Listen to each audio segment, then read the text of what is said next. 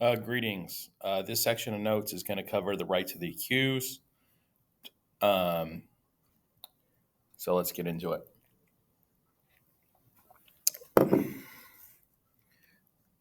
Big questions you're going to see here are what is due process, define writ of habeas corpus, ex post facto law, and double jeopardy, and be able to explain the Miranda rule. Okay, let's take a good look at this one.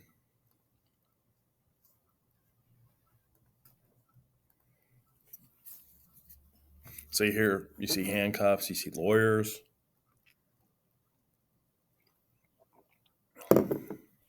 What are you going to give up if you sign? You see people in prison attire.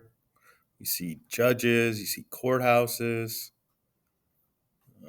questions, people being questioned. These are all pertinent in terms of the rights of the accused. It means they're relevant. All right, we went over the big questions. Let's move on. Due process of law.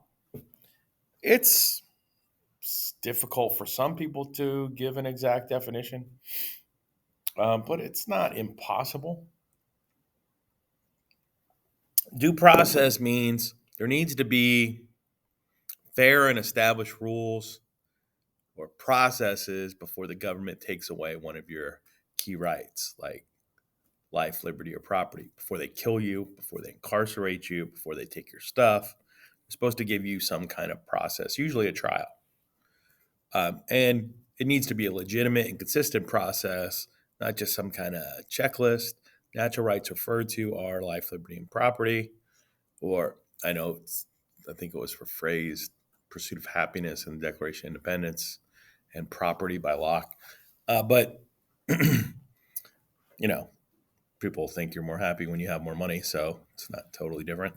All right, the Fifth Amendment guarantees due process should be given by the federal government, but the 14th Amendment meant that the due process, the fairness, is supposed to apply to the states too, which led in a bunch of the Bill of Rights into the states through the federal Constitution. All right, let's go ahead and jot these ones down. Must act fairly.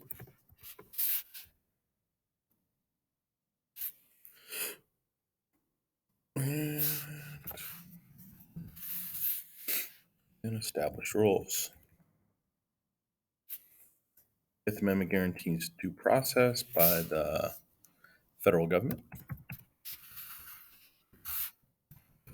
That's from the Constitution, which usually focuses on the Fed, except for 10th Amendment.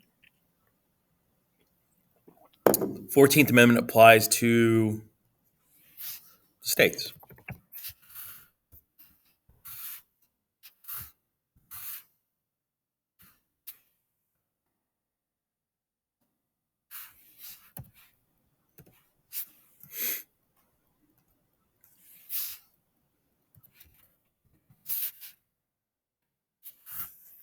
All right. Let's look at the most pertinent issues when we're talking due process. There has to be some kind of notice, given that there's a crime. There needs to be a full and fair investigation. There needs to be a presumption of innocence. There must be an opportunity to present evidence and witness. Um, there must be an ability to compel witnesses to attend. That's called subpoena power. You must be able to confront adverse witnesses. They can't say something about you and you can't question them about it. That has to be part of the process. You have to be given a representative, and you have to have an unbiased hearing panel, whether it's a bench trial with a judge or a jury trial. The common mistakes on due process um, at a not holistic approach. The Supreme Court has said due process of law is not technical, and a court must consider a scheme as a whole. Basically, you got to avoid a checklist approach, see how things fit together. But generally, as you see here, if one of these things in the checklist doesn't apply, uh, due process is deemed to be non-existence on the face of it. It's a prima facie case of due process. So that's the key issue. All right. Let's look at these amendments. I don't think they're that complicated, so let's go ahead and do the notes as we go along. Let's go split screen again. The 13th Amendment prohibits slavery. There was 3 amendments having to do with slavery and the newly freed African Americans. 13th through 5th one, 15th, 13th abolishes slavery. Second Amendment is the right to bear arms. Arms are weapons. As a citizen, soldier, uh, basically, it was originally created to make sure that no government could prevent a militia from being formed, like the Brits were trying to do. It's been extended to include some rights for private citizens to arm themselves. But as with all rights, there are limits. Like private citizens can't, I don't think they can buy tanks or, jet fighters. There's limits. Well, I don't think you can buy an RPG and say you're going hunting. So, yeah, or a nuclear weapon. There's limits to all these things. So, uh, and then where the main issue is do people does a private citizen really need an automated weapon? I don't think when you're hunting a duck, you need to go full auto. Personally, but anyway, that's kind of what a lot of the law around that is surrounding. Fourth Amendment forbids unreasonable search and seizure. Requires a warrant or probable cause to make sure the search is reasonable.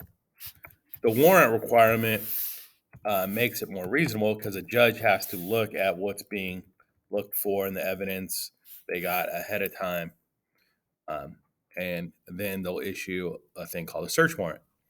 And a search warrant requires some probable cause to be offered before the warrant is granted. Probable cause that a crime is or is likely to take place, or there's evidence of such. All right. Exclusionary rule. This means that if you didn't perform uh, a reasonable search and seizure, any evidence obtained is not admissible. So if you have no probable cause and you break into a place and you're the government or the police and you find evidence of a crime, no matter how awful, you cannot introduce that evidence into court. That's the fruit of the poisonous tree doctrine. You can't benefit from your bad act, basically. That's generally a precept in law. If you look at this little document, this is what the search warrant looks like. This one is from San Francisco. Some police officer presents the evidence and they ask a judge to sign it. If a police officer asks you if they can search and you don't want them to, you could say no or show me a warrant. You don't have to let them admit them into your dwelling without a warrant. Here's the rub, though. By denying them permission to enter, often you're giving them probable cause. Because why wouldn't you let them in unless you have something to hide? So, yeah. So there's 2 points of view on the right to bear arm in these cartoons. Yes, sir, I do have a permit to keep and bear a firearm. So, the Constitution. And then saying that the right to bear arms has led to an interesting group of people that support it. I think we have a survival person. I think this cartoonist is showing some kind of ISIS or Taliban. There's some Arab type terrorist with the gun because you see the long beard and the hat and the clothes. And then you have former military or current military, and you have criminals who are looking for machine guns. That's a Tommy gun probably, and the arms industries. So it's a really awkward and interesting group of people that support this right to bear arms. in its extreme, even though people with arms have been repeatedly engaging in mass shootings, which are no one agrees with. But the NRA just issues thoughts and prayers and blames the people, not the weapons. Um, but the weapons matter. Like, if I have a hand grenade, I'm going to be able to kill more people than I can with a pocket knife. You know, so the weapons do matter. All right. Here's what the exclusionary rule looks like in the fruits of the poisonous tree. Um, Basically, if the police act illegally in the search, say if they open up your trunk or open up your car and look in the glove box without a warrant or probable cause, then any evidence illegally obtained becomes inadmissible. Even if they found like a glove with a bunch of blood on it, they can't bring that in because they didn't obtain the evidence legally. All right.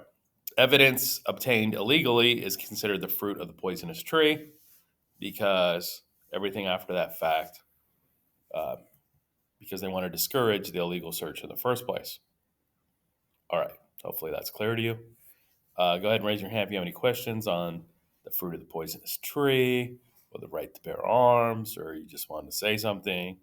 Let's go ahead and take a quick second and check in. Raise your hand. Feel free to talk. Though we're not going to talk too long about that because I know sometimes people get excited about this, but we could talk a little bit about it. All right. And then we'll hit pause and then continue. All right. Slide 9. A writ of habeas corpus is guaranteed. Habeas corpus it's a court order that prohibits unjust arrest and imprisonment. Police must have a warrant or probable cause to arrest, and to keep somebody under arrest, um, they have to, go forward with charges. I think it's 48 to 72 hours, depending on if it's a weekend or 3-day weekend. Corpus is literally, I think, Latin for body. Habeas means to produce. You have the body. All right, let's go ahead and write in that part of the notes and then move on. They either have to have a warrant or probable cause before they make an arrest, the police. So we're adding in corpus, and then we're going to continue. No bills of attainder are allowed in the Constitution. We can't issue a law that says Tim Smith is going to be arrested because we don't like the fact that he likes UCLA or whatever. You can't just punish individuals without a trial. You can't just have a law designed to punish one particular person. All right.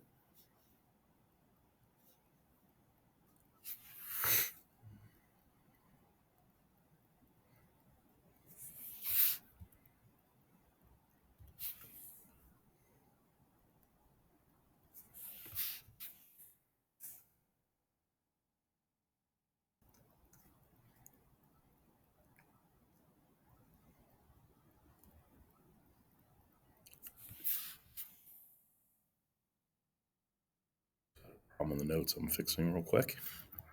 Excuse me for a brief moment. All right. I think that fixes it. All right. Ex post facto cases are not allowed also.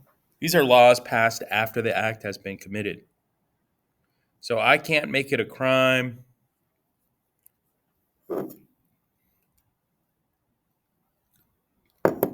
I can't write a law that makes something a crime after the fact and apply it before it's a crime. So uh, before computers were around, hacking into defense, that wasn't a crime because people didn't have computers. If someone broke into someone else's other internet connected computer before it was a crime, they can't go back after the fact.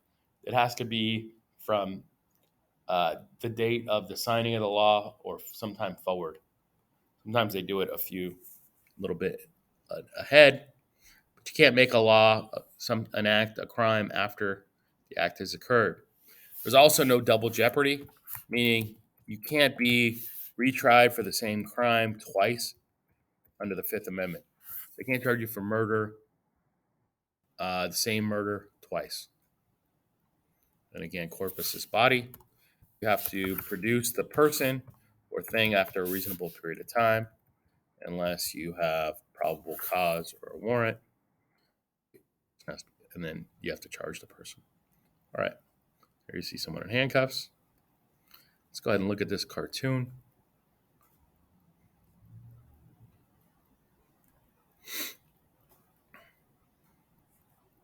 So this is a reference to a bunch of enemy combatants being held in Guantanamo Bay, Cuba. The person has spelled that I still have not been charged with a crime. This is definitely a reference to habeas corpus. You have a certain amount of time you're supposed to charge or release somebody. But these accusants of terrorist acts have been taken to Gitmo, and there's been a lot of abuse there. It's a pretty big scandal because the country was all worked up from 9/11. This is published by the Christian Science Monitor. They're critiquing the acts in Guantanamo and the denial of habeas corpus. One thing Lincoln is infamous for is suspending habeas corpus during the Civil War. But, it was war, so he didn't want to release Confederates that would go back and fight on behalf of the Confederates. But because it was war, it wasn't really a crime, so to speak. It was just different political views, really. More rights of the accused. Okay, we're about halfway through it now. You're guaranteed a speedy and public trial. Speedy Trial Act of 1974 says 100 days in federal cases. That's what that means. Because what's speedy? Well, if you're in prison, 100 days sounds like a long, long time. Because, prison time is slow time. All right, let's go ahead and write this in here.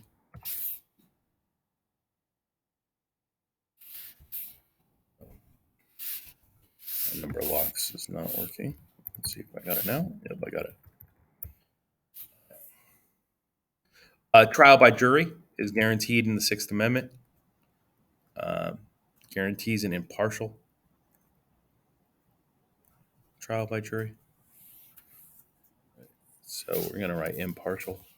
So that AN is actually correct here. If it was a consonant, it would be A. It is a vowel. AN. Right to adequate defense. You have the right to an attorney. And it comes from a case known as Gideon v. Wainwright. I think Gideon was charged for a crime, but he couldn't afford an attorney. And so he wasn't advised of his rights or provided an attorney.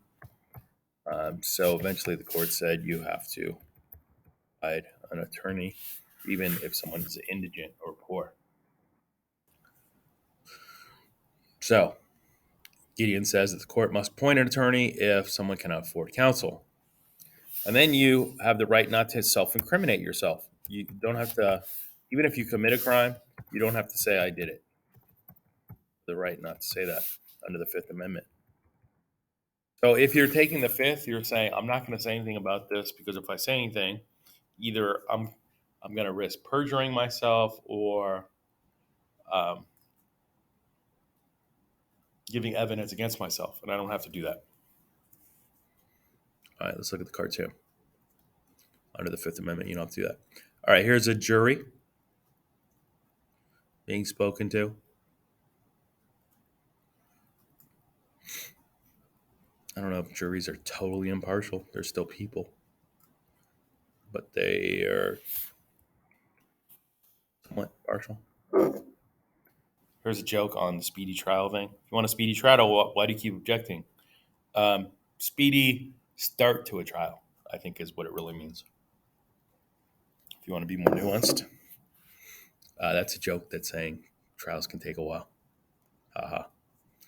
More rights. I'm sure you've seen on TV or film, some police officers say you have the right to remain silent. You have the right to an attorney. If you cannot afford one will be provided for you. Uh, Anything you can be say can and will be used against you in a court of law.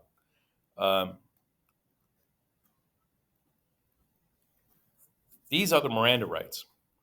So basically, the Supreme Court looked at all the rights, I think sometime in the 60s, and said, we're going to consolidate all these rights of the accused and make the police give a little speech every time they arrest one, including the right to remain silent, anything you say can be used against you in a court of law, right to an attorney. If you can't afford an attorney, one will be provided for you, and you have the right to end police questioning at any time. I don't know if they say that last one, but even if you waive your right and start talking, at any point along the way, you can say, I don't want to say anything else based on the Fifth Amendment. I want my attorney.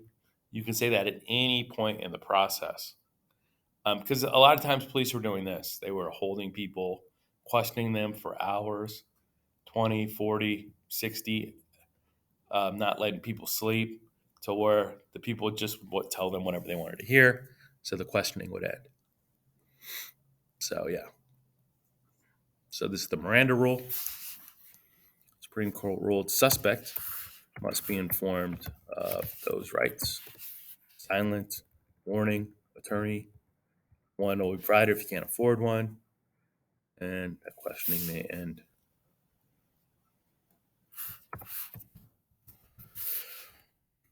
Right, I think that one's pretty straightforward. I might be showing you a clip on Miranda. Probably not, though. I think enough people have seen it, but maybe. Punishment. Bail. Bail is money posted to assure that a defendant will appear in court. Eighth Amendment guarantees that bail shall not be excessive. What's excessive?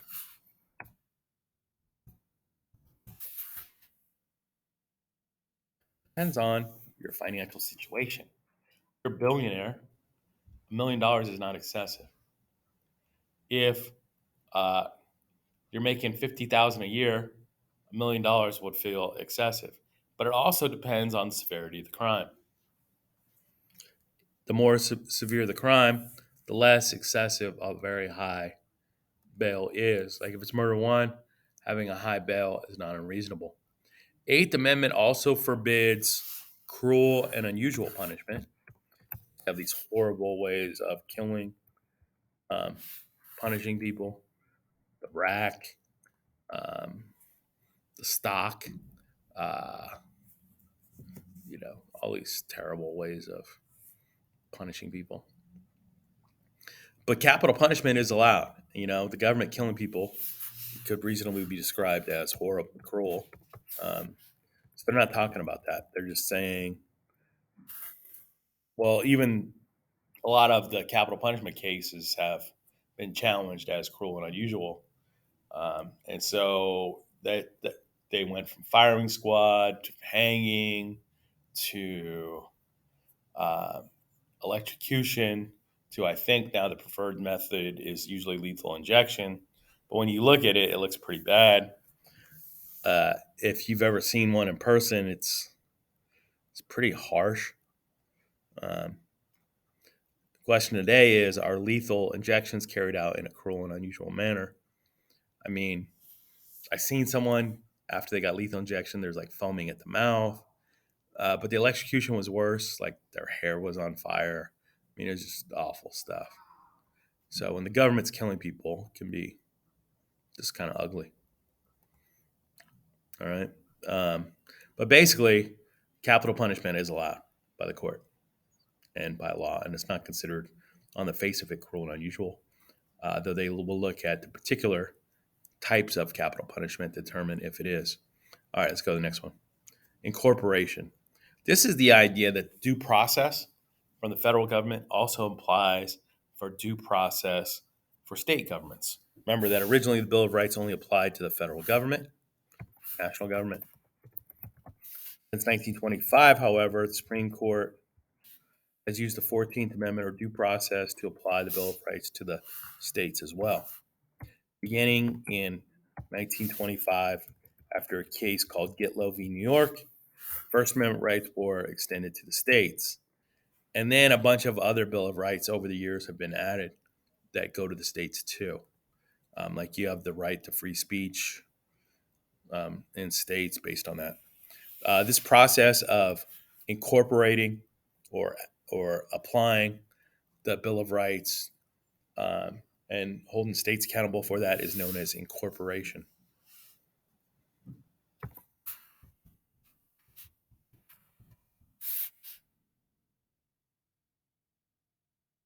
Go ahead and look at the details on this. So basically, you're taking things from federal law, the Bill of Rights, but not all of the Bill of Rights, just like the ones that have come up that the court deems most important. But it's a lot of them. So the first, the fourth, the fifth, the sixth, the eighth. I think maybe the second. Not sure about that one.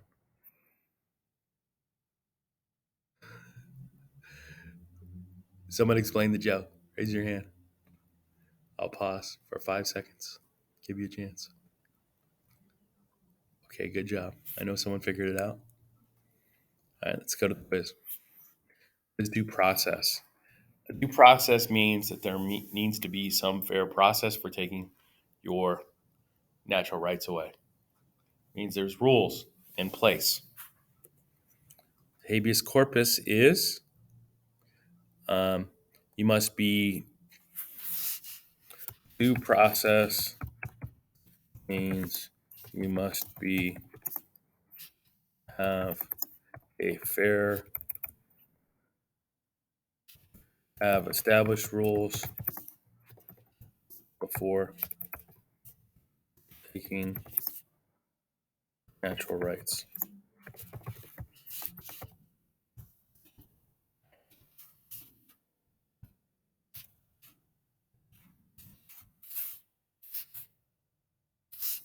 Writ of habeas corpus means charge with a crime or release. Post facto law means no laws written after crime has occurred. Double jeopardy means cannot be charged twice for same crime. Miranda rule guarantees right to remain silent. An attorney even can't afford one and right not to incriminate self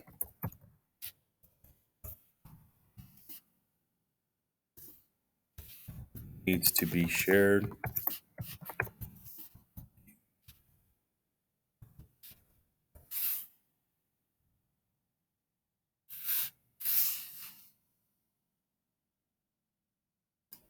before police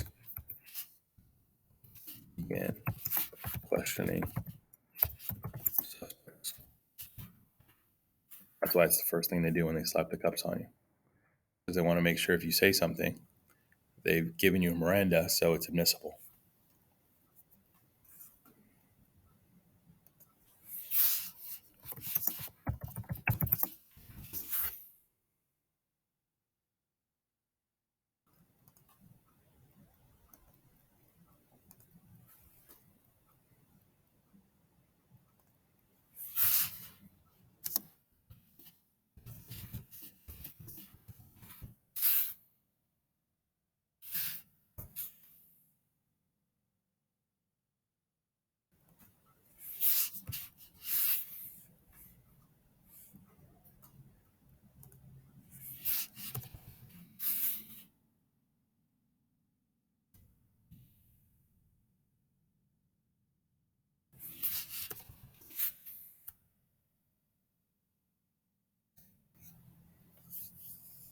All right, that's it. Hope this video was helpful. Please watch it again if you need to.